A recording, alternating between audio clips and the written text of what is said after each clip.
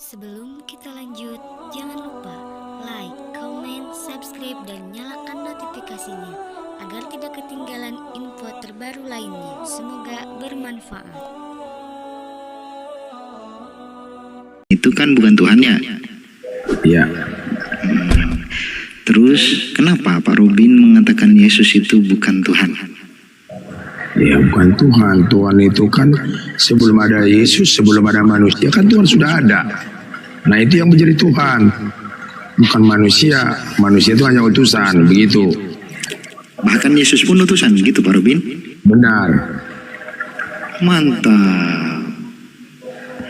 Nah sekarang nih Pak TB,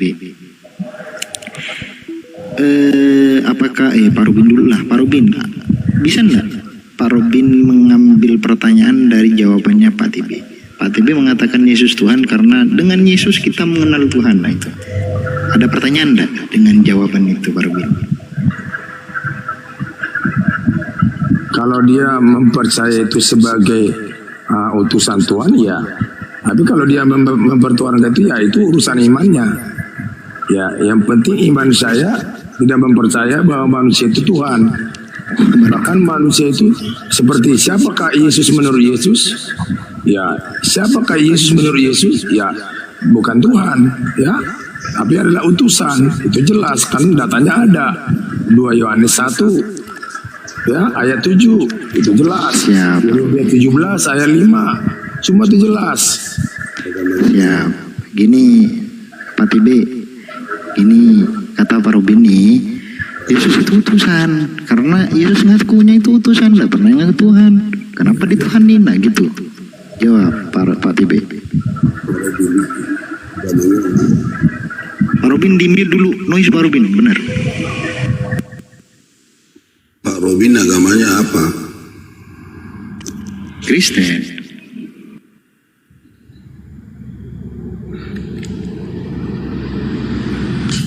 Kristen. Kristen. Assalamualaikum Gurunda. Waalaikumsalam warahmatullahi wabarakatuh. Ya udah. Assalamualaikum warahmatullahi wabarakatuh semuanya, teman-teman yang ada di sini dan yang ada di YouTube. Masya Allah. Ya, lanjut dialognya, santai-santai aja kita. Lanjut, silakan Bang. Saya monitor sambil cari kutu, silakan. Siap. Ini Gurunda, ini ada 2, Pak Robin sama Pak TB. Tadi Pak TB ini Gurunda mengatakan Yesus Tuhan karena dengan Yesus Saya udah dikenal sama Juba kok, saudaraku. Saya udah dikenal kok. oh gitu. Nah, Ini saudara seguruan saya ini. lanjut. Silakan. Ini Pak TB mengatakan gini Gurunda, katanya kalau tanpa Yesus kita tidak bisa kenal Tuhan gitu.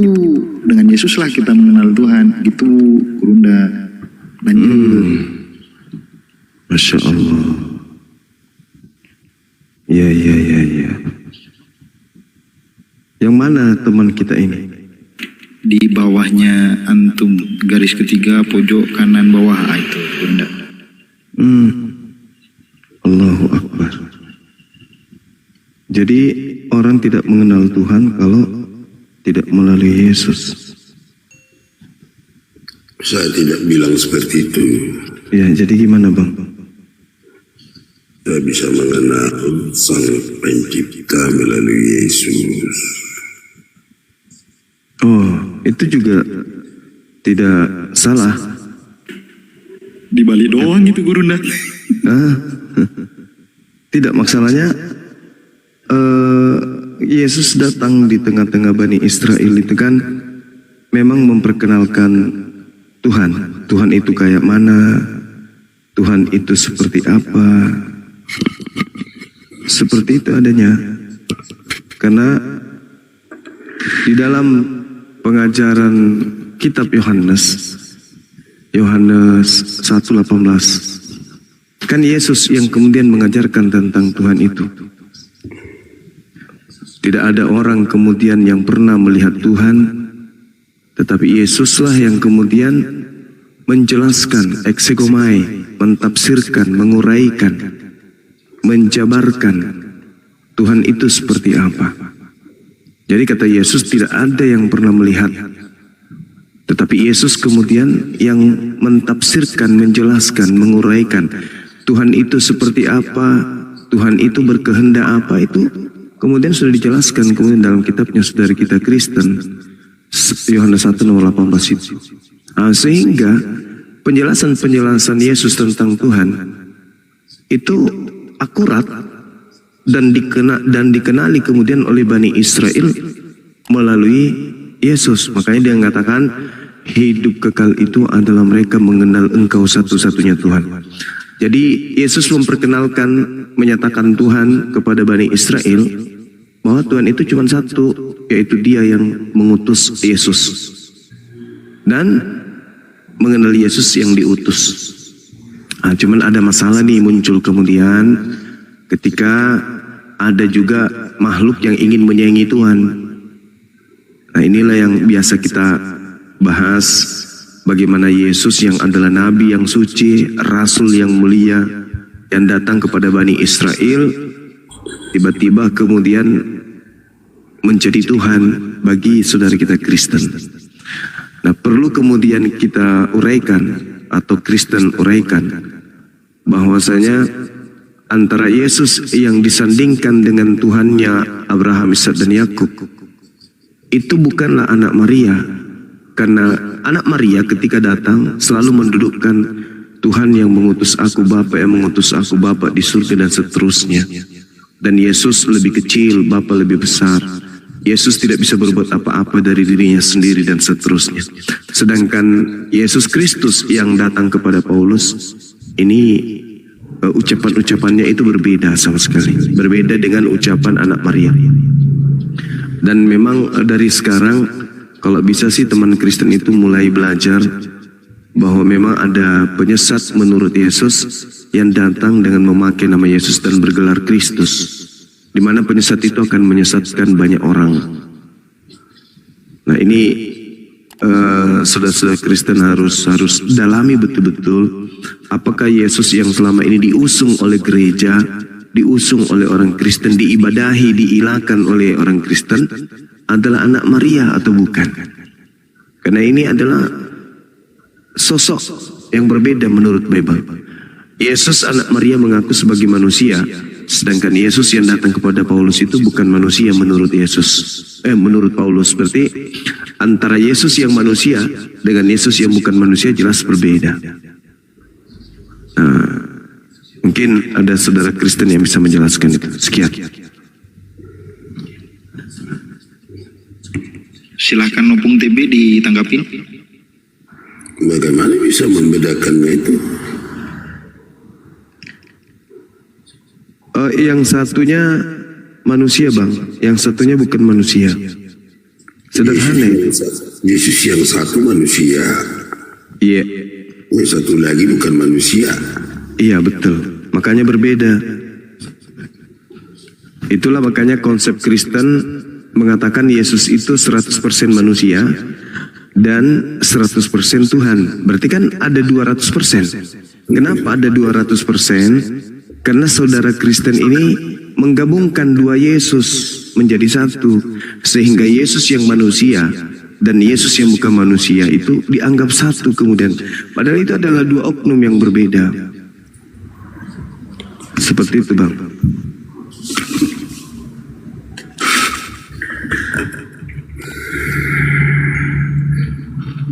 Saya nggak pernah dengar itu bang. Belum pernah dengar itu. Di ini bang, di apa? Di Galatia 1 nomor 11 nomor 12 Paulus mengakui bahwa dia menerima Injil bukan dari manusia tetapi dari Yesus Kristus. Sedangkan Yesusnya anak Maria ini adalah manusia. Berarti itu adalah dua pribadi yang berbeda. Ada berapa di dalam diri Yesus? Ada apa dengan Yesus? Di dalam ada berapa? Ada apa? Yesus mengajarkan dirinya sebagai anak manusia. Bahkan tanda kedatangannya Yesus jelaskan, tanda kedatanganku adalah seperti kilat yang menyambar dari timur sampai ke barat. Demikianlah kelak kedatangan anak manusia. Di nomor 30-nya tanda kedatangannya jelas bahwa dia akan tampil di langit, muncul di langit, dan seluruh manusia akan melihatnya. Seluruh manusia akan melihatnya. Tidak ada manusia yang ada di atas muka bumi ini yang tidak melihatnya. Semuanya diterangkan dalam Matius 24 nomor 30. Pada waktu itu akan tampak kemudian tanda anak manusia di langit, dan semua bangsa di bumi akan meratap, dan mereka semua akan melihat anak manusia itu datang. Jadi tanda kedatangannya adalah sebagai anak manusia, dan semua manusia akan melihatnya. Sedangkan yang datang kepada Paulus, itu hanya Paulus yang melihatnya dengan teman-temannya, tidak semua manusia. Dan tanda itu kemudian bukan tanda kedatangan Yesus. Makanya dia mengatakan, waspadalah kepada penyesat yang datang kepadamu dengan memakai namaku dan berkata, akulah Kristus. Artinya menurut Yesus, ada penyesat yang datang memakai nama Yesus dan memakai gelar Kristus. Berarti penyesat itu bernama Yesus, bergelar Kristus. Kalau disingkat, Yesus Kristus. Itu kata Yesus. Kalau ada yang datang kata Yesus kepadamu mengaku Yesus Kristus, jangan kau percaya. Sebab tanda kedatanganku, kalau aku benar-benar yang datang, adalah seperti kilat yang memancar dari timur sampai ke barat. Begitulah kemudian kelak kedatanganku sebagai anak manusia. Di nomor 30-nya, pada waktu itu akan nampak tanda anak manusia di langit, dan semua bangsa di bumi akan meratap, dan mereka akan melihat anak manusia itu datang di atas awan-awan di langit dengan segala kekuasaan dan kemuliaannya. Itulah tanda kedatangan Yesus yang kedua. Jadi ketika ada yang mengaku ada Yesus di sini, ada Yesus di sana, dan tanda itu belum nampak, yaitu aku belum terlihat di langit, dan semua manusia melihat aku, jangan kamu percaya, kata Yesus di Matius 24 nomor 23 sampai nomor 26. Ini pengakuan Yesusnya.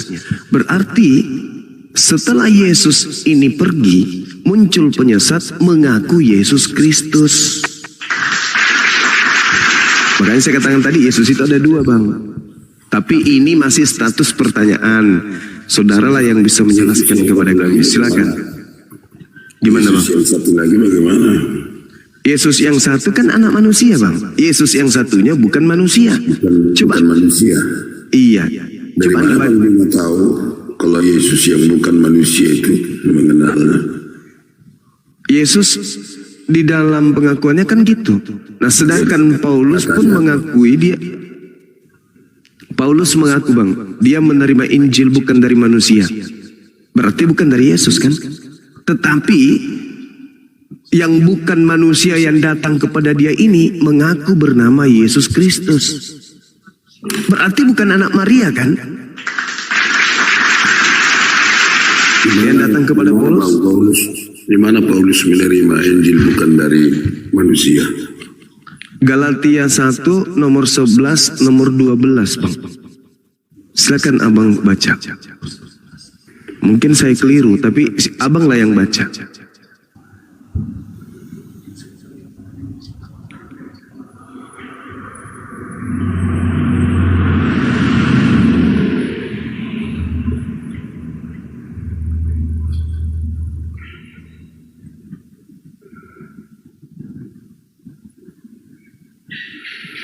Yang di dalam diri Yesus itu ada kemanusiaannya, ada ilahinya. Nah, itu dia ilahinya. Nah, ilahinya ini Anda dapatkan dari mana, Bang? Jadi Ilahinya ini Anda dapatkan dari mana? Jadi kita hidup di firman. Nah, pertanyaan saya nggak terjawab kan, Bang? Apa enggak punya? Kita hidup ada jasad, ada roh, ada jiwa, ada firman, kecerdasan, kata-kata. Ada 3 bagian dari diri kita. Apa bedanya dengan Yesus? Pertanyaan saya, Bang, dari mana Abang ini tahu kalau Yesus itu punya sisi keilahian? Ya sudah pasti karena dia berkata-kata bukan dari dirinya sendiri. Nah, berarti Bapa yang diam di dalam Yesus, dia yang menjelaskan. nah, berarti Bapa dan Yesus beda kan? Tidak, Bang. Kenapa beda? Beda. Bapa yang melakukan pekerjaannya, di dalam dagingnya Yesus menyatakan keberadaannya.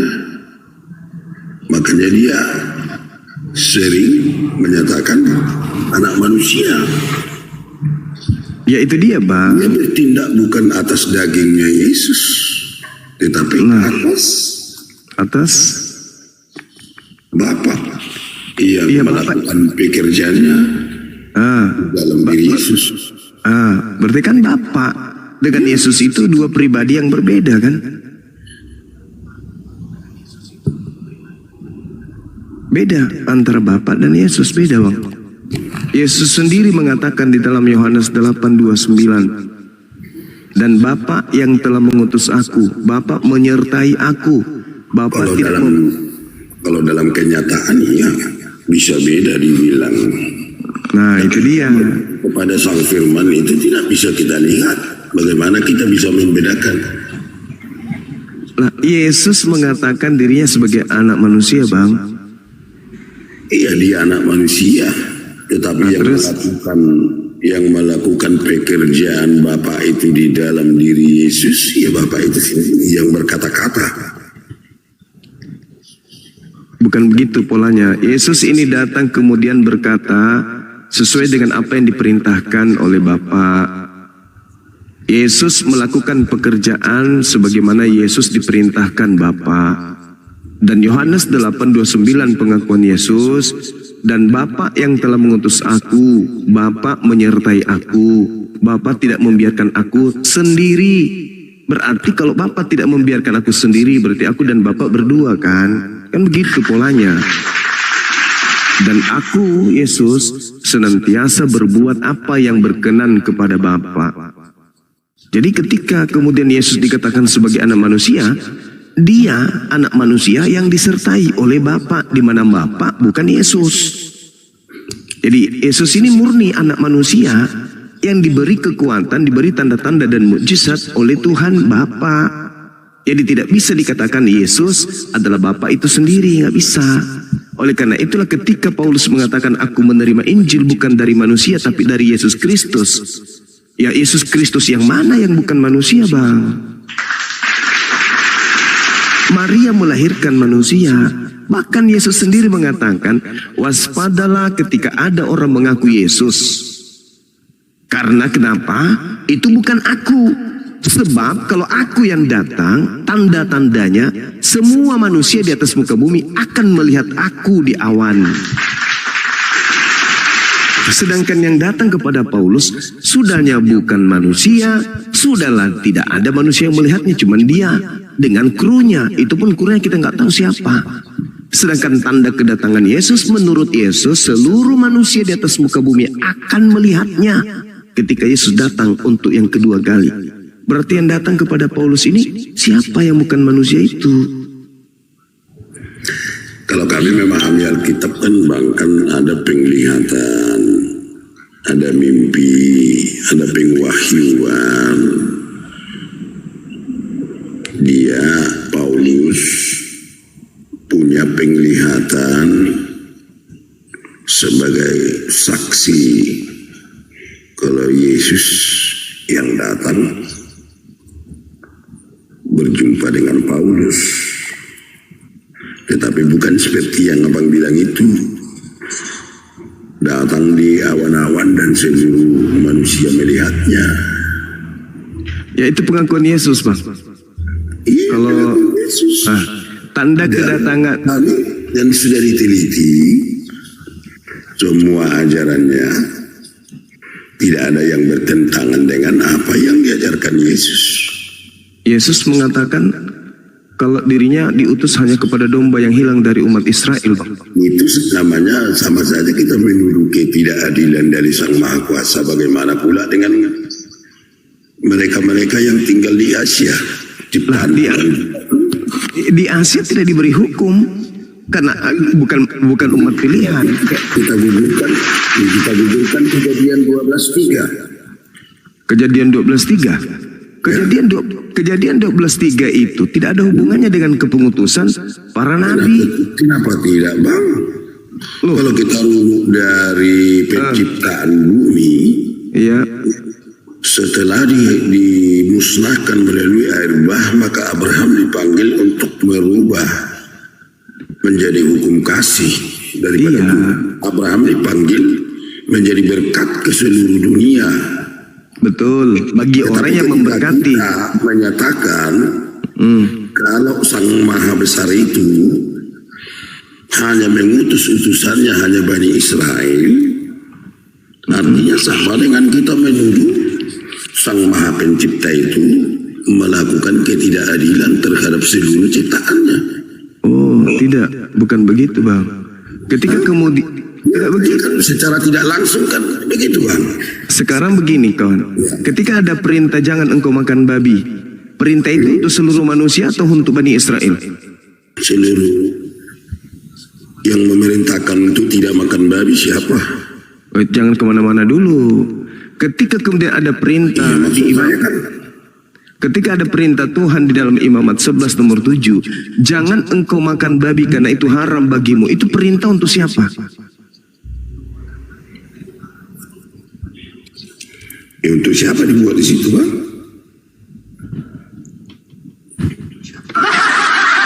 Tadi katanya abang mengatakan bahwa semuanya untuk manusia. Sekarang kok jadi kayak bingung abang ini?